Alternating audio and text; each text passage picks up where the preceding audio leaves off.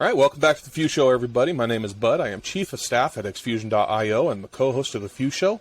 I'm excited to be joined today by my guest, Amy Yin. Amy is the CEO and co-founder or founder of OfficeTogether for companies who want to empower their employees with the flexibility to work how they are most productive while also honoring the magic of in-person time. They help teams schedule and plan time in the office together, whether you're coming in daily, weekly, or monthly. Amy, it's awesome to have you on the show. I'm excited about this one. Thanks for being on. Thanks, Bud. I love what you guys are doing, building communities among founders. So thanks for bringing us all together. Yeah, not a problem. It's exciting for us as well. Hey, I'm excited about this show. I love the story of your background. We'll get into that a little bit more for our audience. I love the idea of OfficeTogether. I'm excited to figure out why you wanted to start this right in the middle of this pandemic, bringing people back to the office together. So we'll kind of get into that, but let's first start about your background here. Let's tell the people about your upbringing and how your parents were just champions for you, and let's tell them what they wanted you to be growing up. Yeah, thanks. My parents are immigrants from China, and my dad got his PhD at University of Tennessee, and then my parents moved up to Wisconsin to be scientists for the U.S. Geological Survey. Had me early in their careers, and they just love America so much. They grew up in communist China, and coming to America was their opportunity to do something big and make something of themselves. Both of them had grown up like pretty like poor. And so for them, their hope and dreams for me was always that I could be like American and have all these amazing opportunities. And so one of the things that they've always done is they've always highly prioritized my education, and always trained me to take risks in my career. I have this interesting mix. My mom's a little bit more risk averse and my dad's much more risk seeking. And I have the best of both worlds. And so I've been definitely feel like I've been primed to swing big, like swing for the fences from an early age, which I think I'm so blessed. I think that one of the things that I'm always aware of is that a lot of times women and minorities tend to be a little bit more risk averse. And being a woman in tech, being a minority in tech, I always try to overcome that and realize that, okay, maybe my natural default is to take a little bit less risk. But I've just seen so many of my friends knock it out of the park that it gives me a lot of courage and confidence that our peer group can do the things that no one thought was possible. And that's what the definition of being a founder is, believing that something can exist in the world that currently doesn't. Right. Now, I was doing on my research about you and watching some other podcasts that you've been on. Your parents, a lot of Asian children, their parents want them to become doctors, want them to become lawyers. Your parents specifically said, we want you to become a CEO. We want you to become a founder of a company. That's a little bit different. How did that shape you growing up? How did that shape your family life within the home? How did that shape your school life? How did that shape your confidence? Just how did that shape you growing up? Growing up, I never really thought that much about it. So my parents were always like, yeah, be a founder, start a company, be a CEO. And I never felt ready for it. I was always kind of like a natural leader and self-starter, always trying to do stuff. But I never actually met other founders. I grew up in a small town in Wisconsin. And so being a founder wasn't my natural, the thing I was pattern matching against. So I worked really hard, and my goal was, hey, I really want to swim in a big pond with the big fish. So studied super hard. So ended up going to Harvard, and then being at Harvard was the first time I spent a lot of time with other founders. And all of a sudden, my parents' advice that they had been giving me from early on, they had incepted me, started coming to the forefront. All of a sudden, it started clicking and making a lot more sense. So I started my first company. I dropped out of college to start my first company between my junior and my senior year. And then My parents, they were thrilled. They were so excited. And it's just such an opposite reaction because a lot of Right? parents would be like, you're dropping out of Harvard? Like, what the heck? Like, go graduate, get a degree.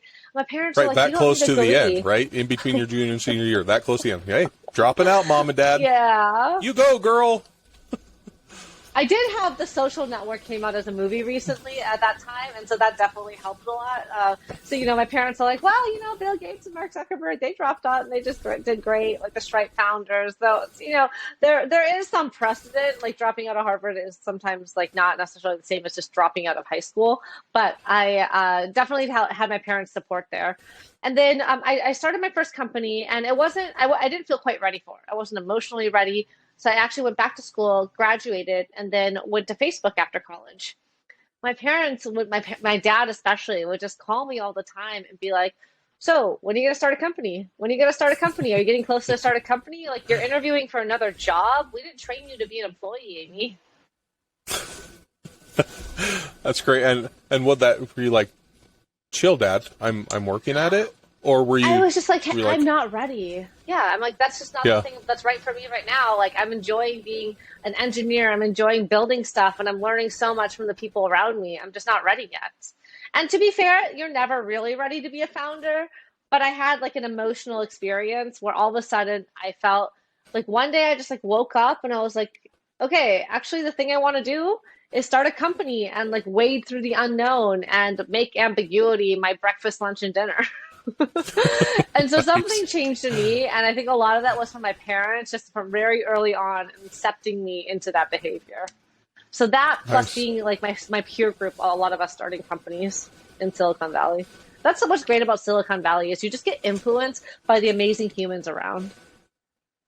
Yeah, there's just a different mentality over there. Like it's just a startup business minded mentality there. Sure.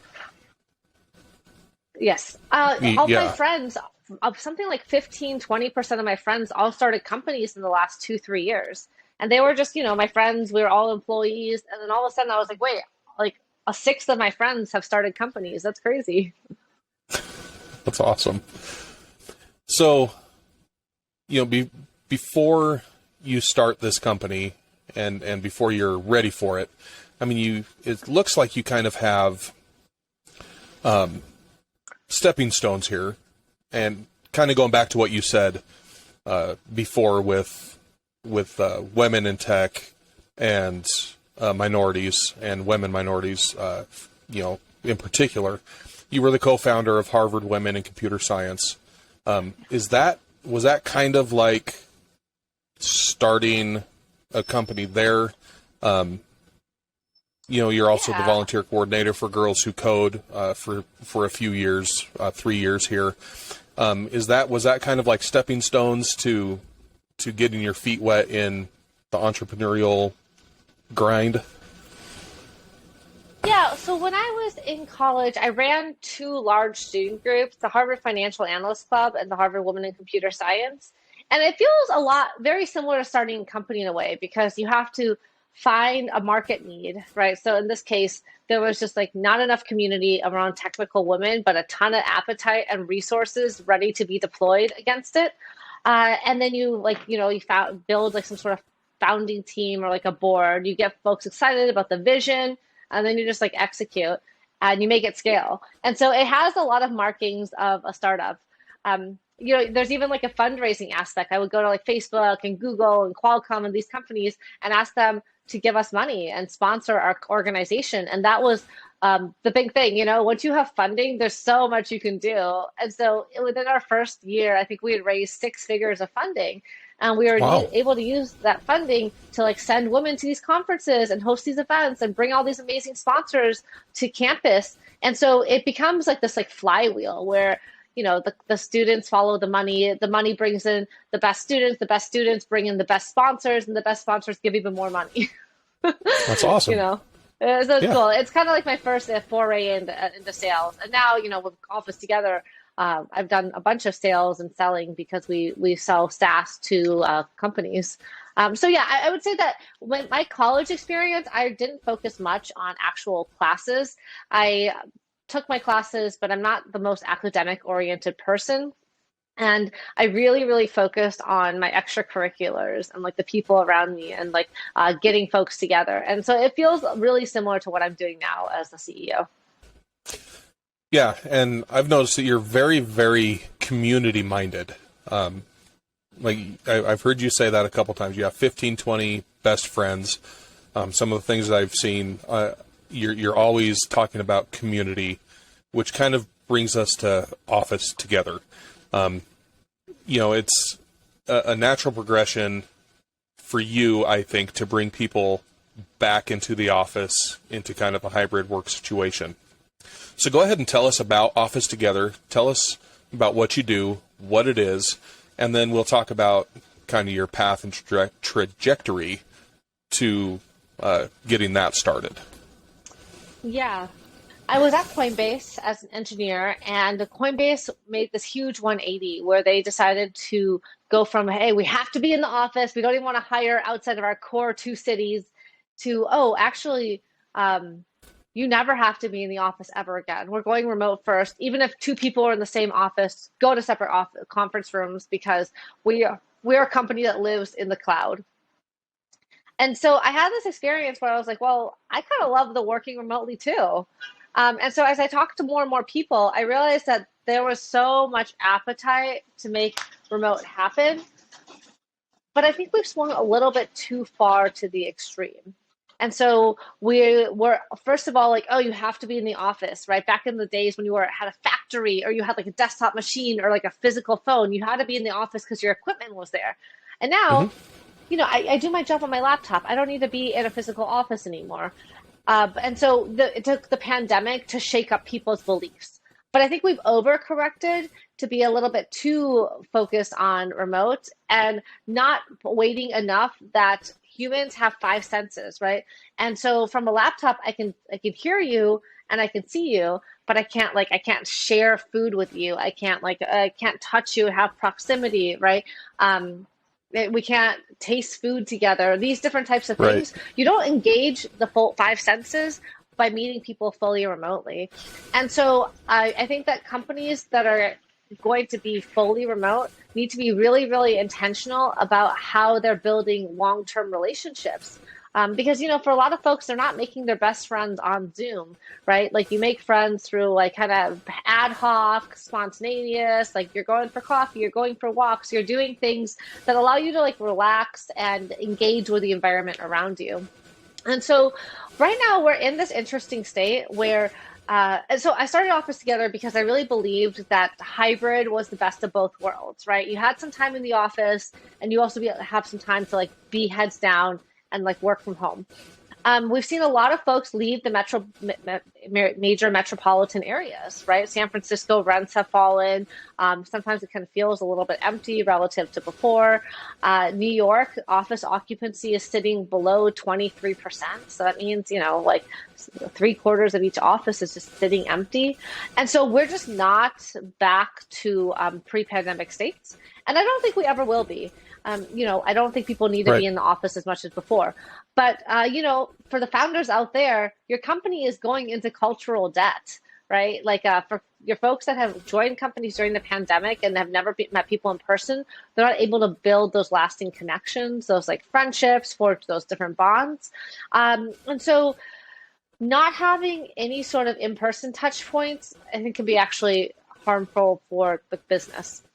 And so I imagine a world where when we finally reach steady state, you're still kind of tied geographically to a location, right? Remote doesn't mean you can live anywhere. Remote means that maybe you live like within like 2 hours of an office, or you fly to an office like once a quarter. But I don't think the best companies are going to. Some of the best companies will be fully remote, but I don't think that is where the long term of companies are gonna settle in at a few years from now. Once the pandemic feels a little bit more endemic, like it feels like more like, there's always going to be some sort of variant. There's always some sort of risk being outside. People are going to be in the office again. Yeah. So we are right now a fully remote work environment. But we have a lot of our employees are in Nairobi, Kenya. We have employees spread out through the Philippines, and then we have some spread out in other parts of the world. But we have a get-together coming up just tomorrow, actually, for our employees in Nairobi. Wow. And it's a big get-together, and all but two of them, because they're outside of Nairobi and they can't get there tomorrow, are going to have a big get-together we're paying for. They're super excited. We've been able to have shirts made for them, right? And they're just stoked, right? Our people in the Philippines are like, man, we cannot wait for this lockdown to be over so that we can do this, you know? And they're just longing for the get-together. You know, and it's just longing for connection. They just want it, yeah. So I'm in Northeast Colorado. Jim, one of my co-founders, is in Denver, Colorado. We're able to get together once every couple weeks. Yeah, the other co-founders in Houston, we're not able to get together with him as much, but they're going to the SASTR conference this weekend or the next week in San Francisco. They're going to be right in your backyard, you know, so they're able to get together every so often, not as much as they want to. But, you know, I tell you, this is my very first remote work, and I'm on calls all the time, Zoom calls, and I really like that, but I miss being right next to my people and working with them, and like you said, eating lunch with them. Like, food is a huge thing, you know, and you miss eating. Yeah, you miss eating with people. So I agree with you. I don't think that fully remote is going to be the way of the future for most people. I think that a hybrid way of working with people is going to be the future of work. I agree. Well, and that's also the data showing that, you know, the percentage of companies that are fully remote has maybe like doubled or tripled. But, you know, we're talking like going from like 3% to like 8%, right? So it's still like the minority of companies. And a lot of companies are remote right now because they don't have like an option. They want to be in the office and they don't. But, you know, I think that the reason before there are all these advocates being like, go fully remote, remote is awesome. Like GitLab does all, like Envision, those companies are known for being fully remote. And I think the issue with those companies is that they swung too far to like the fully remote, whereas like having a mix of both, it's not necessarily the most cost effective, but it's the thing that gives people the flexibility, which is one of the key benefits that people care about, while also maintaining culture and face time. Yeah. Yeah. So yeah, we're trying to get that balance right, you know, and it's tough like that. As the chief of staff, that falls on me to find where that culture fit best. And you know, and it's tough, but we have an incredible leadership team that's helping me figure that out culturally in the different areas of the world. So I get you, well, and I love what you're doing. The conferences might be a great place for your company to potentially meet. Like you could have people kind of congregate where conferences are happening because, like, you know, you already have a few folks going to SASTR. So that could be a really good strategy for you guys to do, like, you know, 1-2 bang. Send a few people at conferences together. Yeah. So I've also been reading some of your blog posts and some of your posts that you put on LinkedIn. And I just love your writing style first, but I love your tone.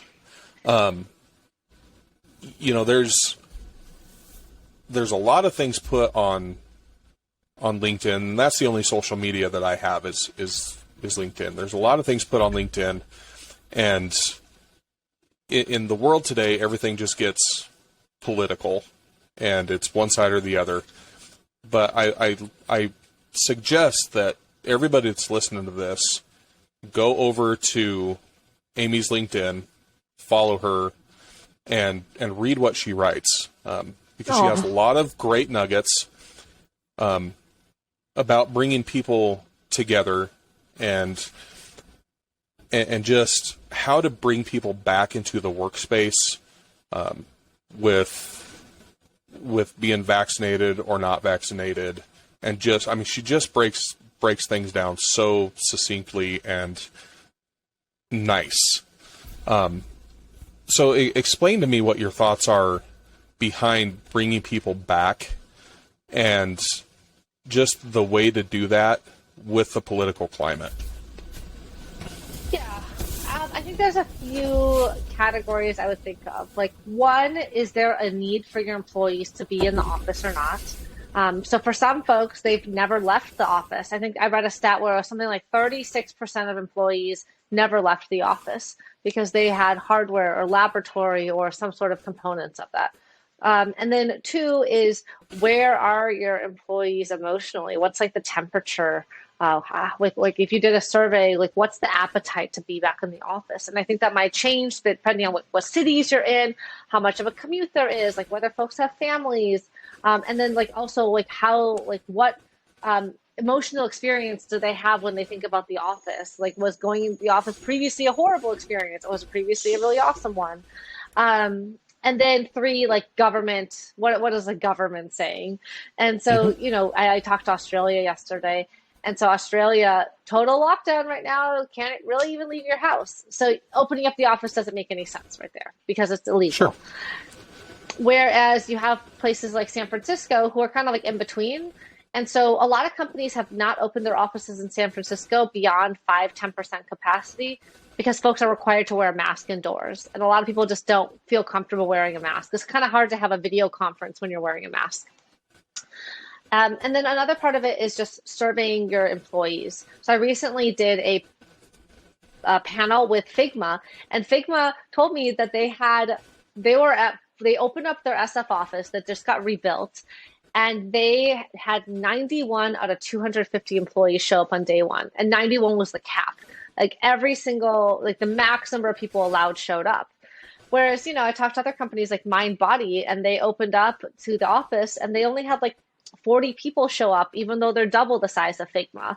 And so there's really, every company has like their own story to tell there. And you have to do, it always goes back to listening to employees, really getting to what does your company care, and what are the unique needs and circumstances of your company. And so unfortunately, there's not really a one size like fits all for companies. Yeah, for sure. And are you seeing a difference in who's coming back to the office? Like, is it more men that are deciding to come back to the office than women? Are women deciding to stay home more? Because I've heard that's a statistic. Yes. And how do we deal with that? Yeah, there are a lot of equity issues at play. So during the pandemic, over 1 million women left the workforce because they tend to be primary caregivers. And so a lot of women stopped working because they no longer had nanny support or daycare support because of the pandemic. And then surveys also show that women are much more likely to want to work remotely, like surveys in underrepresented minorities. And so if you are underrepresented, you might have the experience of microaggressions or feeling you don't belong at the office. And so you might have associations with the office as being like a hostile place to be or an unfriendly place to be. And you're more likely to leave as a result. And so I do think that when it comes to office policies, companies do have to be really intentional about how they are allowing people to come in flexibly. Because if you, for example, one extreme is like, oh, let's go remote first. So something like what Coinbase is doing. And if you say, okay, like if you do it well, it's fine. But if you say, okay, whoever wants to go to the office, they can go to the office. And the folks who are always turning up are men, and the men are all networking with each other, building friendships, and then ascending as leaders, it leaves out part of the company. Yeah, that's kind of where I was dangerous. getting. Yeah. Mm-hmm. So some of the models that I think are a little bit healthier, they provide less flexibility. Our models more like one of our clients is called Modern Health. They're like a unicorn, about 500 folks. They're going to require Tuesdays, Wednesdays, and Thursdays be mandatory office days. And you have like 6 weeks per year to work remotely. And so with 3 days in the office, 2 days out of the office, you still have a lot of flexibility. You can still like work remotely. You could do like now a 5 day weekend somewhere else and work Mondays and Fridays remotely. But then you don't have this experience of having it be biased towards the folks who are less inclined to be in the office. And so that way you can more likely guarantee it's a more equal representation. Like office, you don't have the folks who are remote being more siloed or not having as much importance in the company. So there's only trade-offs. That's in a way some folks say, well, fully in the office and fully remote, it's a lot more clear cut versus there's so much variation. There's so much spectrum of what hybrid means. Sure. So at OfficeTogether, do you work with companies to help them figure out how to bring people back into the office? Or what exactly do you do there? Yes. So with OfficeTogether, we provide a software platform that allows you to know who's going to be in the office and better coordinate people's time together. And so there's a few things going on. One, if I'm going to the office, I usually want to go into the office with intentionality. I don't want to go in if I'm going to show up and it's going to be empty. And I don't want to go in if my team's not in at all. And so being able to plan my time with my team, see who else is going. And then when I book my time into the office, other people get notified, hey, Amy's going to be in the office. Do you also want to go in the office with her? And so it's a little bit of like social like gamification of like getting in the office, because going to the office is inherently a social activity. Sure. And then number two, it's about managing capacity. So with a lot of folks, they are downsizing their leases. They can save a whole lot of money. And if they don't have folks in every day, might as well spend a little bit less. And so they need to make sure that they know who's coming in to make sure that they're still staying at those like safe, socially distant caps. Like offices are just much more spread out than they used to be, which is great because the trend used to be, everyone had a private office, then they had a cubicle, then they had their own desk, and now they have hotel desks. So it's the most number of people together, but now the desks are getting farther apart. Right. Okay. No, that's great. So let's kind of go back to this idea of community, because I'm a very outgoing person, very much extroverted. I love being with people. This pandemic has really messed with that with me. You're the same way, but I was listening to a podcast that you were on. And you were saying that you conducted an experiment, or you had a lunch with a bunch of people, and the way that you conducted it, you had them talk. You had a bunch of people sitting around a table, and you had them turn to somebody that was sitting next to them and told them their life story, and then you had the person that they just told their life story to tell everybody. Introduce the person that they just met and told their life story to, had them introduce everybody, that way, if I'm saying that correctly. Yeah. So you are just, like, I love how you make people introduce people to people. Reverse introductions, right? Yeah, reverse introductions. But I think that we have lost that in the last year and a half. The fun. Immensely. Right? Like, I feel that people have forgot how to interact with people. So how do we bring that back around, coming back into the office when people are afraid and just don't want to interact anymore? Yeah, I do think that folks have become a lot more shy. I personally have become a lot more introverted. And so I think that companies need to do a lot to plan more structured activities, like more ways that people can engage that feel comfortable. And so assume that everyone at your company is super socially awkward. And so give them a thing to do. Like maybe they're like putting together like a puzzle, or they're like mixing like a mocktail together, or like going and volunteering together. Do something where they get to, if things are, they don't have anything to say, they have an activity. That's been really, really helpful. Because now, it's awkward to make small talk, especially over Zoom. We've done these like different platforms so that you can like gather town. They're like virtual offices where you can like walk around, but it still doesn't it still has the cold start problem, like the cold start of a conversation. It's like, oh, what do we talk about? The weather. And so that's what these like activities can be an icebreaker. And these activities don't have to cost any money. Like one of the activities that we're doing next week, it's more of like a learning and development activity, but we're doing like feedback circles. So what you do is everyone gets paired together with another person, and you each get 4 minutes to give one piece of positive and one piece of constructive feedback to that person. And so it's like you get like go like and do speed feedback, and it builds so much intimacy and vulnerability. Probably more than if we just did like a happy hour, or just like did like a puzzle hunt together, because you're really there's like this expression like intimacy. So I am. But the feedback that I give you, Bud, tells you more about me, Amy, than it says about you, Bud, right? Because I can only notice the things in you that I can see in myself.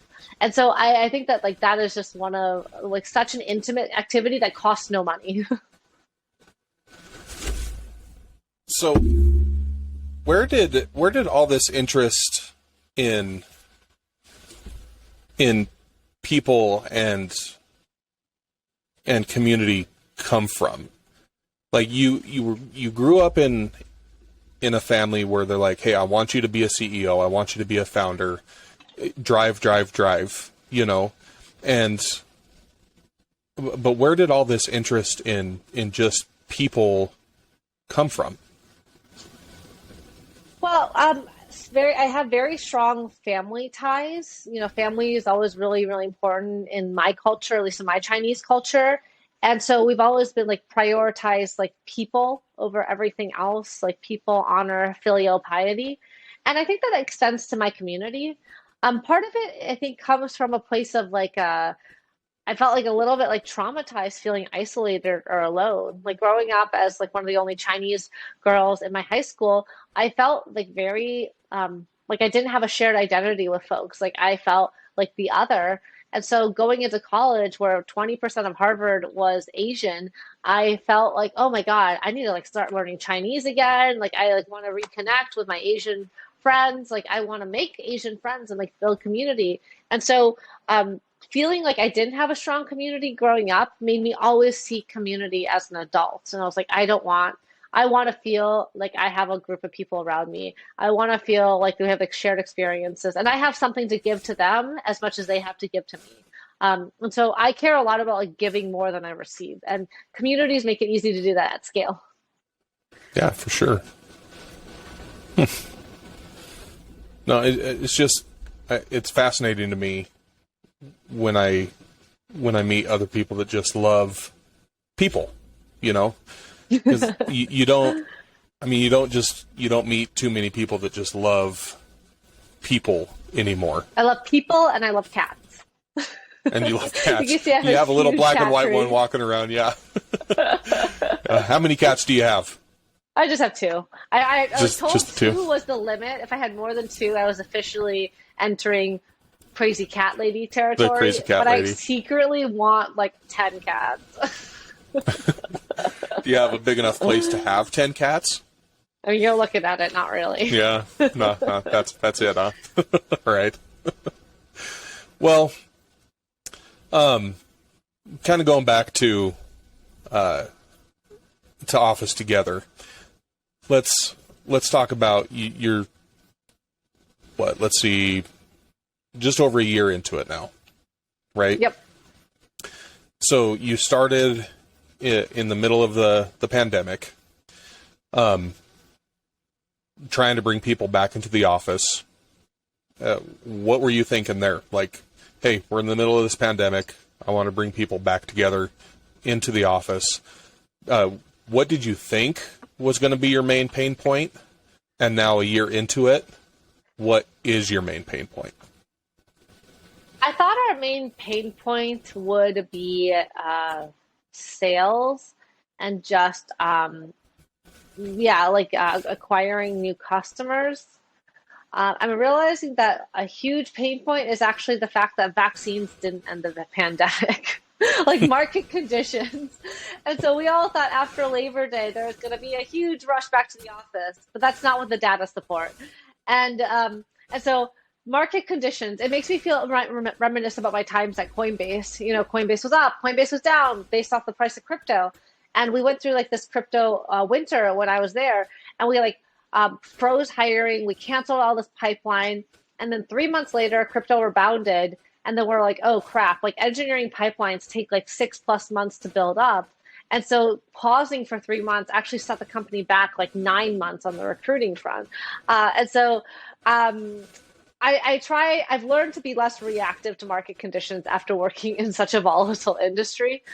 I think that for right now, there's just not that much need for an office management software when your employees don't feel safe going into the office at all, right? Like if your office is sitting at like 5%, 10% capacity, people can just go in. You're probably not going to have any issues. I mean, it's maybe not ideal from a contact tracing standpoint, but you can probably like wing it. But once the office moves from like, oh, a place that you go to escape your kids to like, oh, a place that I go to meet my coworkers, like the watering hole, I think that's when Office Together really becomes to shine, because we help you gamify and make your office a really social experience. So I think part of it is us like moving with the market and understanding that the not the best time to be going back to the office right now. And using this time to like talk to companies and understand what other needs are coming up, because it's not just about offices. Like companies have had to change so many processes. Like they've had to think a lot more about health and safety than ever before. They've had to think about how do you do engagement from remote? How do you think about equity and fairness? And so in a way, companies kind of get a rain check, because while folks are almost fully remote, it's actually a little bit easier than when you're in this like in between state of like some people are having this in-person experience and some people aren't. So, with that being said, is there anything that just keeps you up at night, that just really gnaws at you? Probably marketing. My background is 10+ years of engineering, and I have a background in computer science. And marketing, I love the expression. I know 50% of my marketing is working. I just don't know which 50%. And so I have just been so impressed by these like big companies. Like, we're like a 12-person company, yet we spend major money with like Google Ads and like with Salesforce. And so it helps me better understand how these behemoths stay so big. And it also gives me some appreciation that like this is very much like I'm coming from the hard sciences. Marketing is an art, and like the branding, positioning, all this like ephemeral stuff. It's like I get to tap into like this creative side of me. And so sometimes it makes me kind of anxious, because I'm like, oh my God, I have no idea what I'm doing. And the other part of me is like, oh, well, I just have to like kind of like move in a direction, always make progress, and have fun doing it. And that's the only way I can keep myself sane, because being a founder is definitely it's a high pressure job. Right. So when I started off with your bio, I accidentally said co-founder, because I mean 99% of these shows we have co-founders, but you're a solopreneur. Yep. So do you think that makes it harder? Because you have to try and find everybody originally to fit the right seat, right? You have to have the right people in the right seat. So you have to find the right people in the right marketing seat. I mean, you have to initially get everything going. Do you think that's harder as a solopreneur, rather than being a co-founder? How do you think that fits? Well, I might be a solo founder, but I feel like I'm like a teampreneur. Like I have a whole team of entrepreneurs on my team who are so hungry, so ambitious, and like show up to work like so ready to like kick butt. Like no one feels like an employee because they're just so invested. My team, especially like my leadership team, they're very, very strong, and they have large equity stakes, more so than a typical early stage founder or employee would have, because I am like a solo founder, and I want folks to have like a ton of skin in the game. Like I want everyone to like be super successful. We get to have all this impact, and people make money and do well. So I think that with being a solo founder, it can be lonely. Yet at the same time, I get to avoid all these like founder conflict workshops, And sometimes I'm like, oh my God, I wish there was someone to do like X or Y. And then I talk to some of my friends, and they have co-founders that don't do X or Y either. And so I think that sometimes it's very easy to be like, oh, the reason I don't have X, Y is because my co-founder doesn't have that. But I could pick a co-founder that doesn't have those skills either. And so Sure. if I did it again, I would love to have a co-founder, but I also think that being a solo founder, there's something so powerful about like being like, hey, the buck stops with me. Like if it's not getting done, I am the last line of defense. There's no co-founder to blame. This is all about like me holding myself accountable. So it's really fun. I have enjoyed how fast I can move by myself. There's no decision making. It's just, okay, we just go. Nice. Well, I could keep talking for quite a while, but I know that we have a time limit that we need to keep you on. So I'll ask a couple last questions, the questions that I ask everybody that's on this show. What advice would you give to founders or soon-to-be founders that are going to watch this show? Let's see here. Well, so for soon-to-be founders, I would say the two things you should spend your time doing: talk to customers and build product. Everything else is extraneous. Maybe like recruiting, like hire an amazing team. But when you're super early stage, if you're constantly talking to customers, you're discovering pain and you're shipping, then you're already doing better than most of the cohort. And the other thing is probably meditate or get some sort of coach or mindfulness practice. A lot of being my job, I feel like it's a high performance athlete. It's mostly about emotional regulation and keeping my mind straight. And so I think that getting some sort of practice, I'm in like a founders group and I have a coach and I meditate twice a day. It just keeps me sane, because if I'm not enjoying the journey, my team's not going to enjoy the journey either. Yeah, I had another founder that was on the show a couple weeks ago, and she said, she says, founders are the jocks of the business world. I said, yeah, absolutely. You kind of said the same thing. So then the last question is, what is the best way for our viewers to get in touch with you if they would like? They can contact me, amy@OfficeTogether.com. I love being added. People are always welcome to add or follow me on LinkedIn. And then we do have a blog, OfficeTogether.com/blog, where we're always talking about the future of work. Yeah, and again, I would suggest everybody to follow her on LinkedIn and read those blogs. I think they're very insightful. So, Amy, thank you so much for being on the show. I really enjoyed myself. You have a really super great day. Thank you. You too, bud.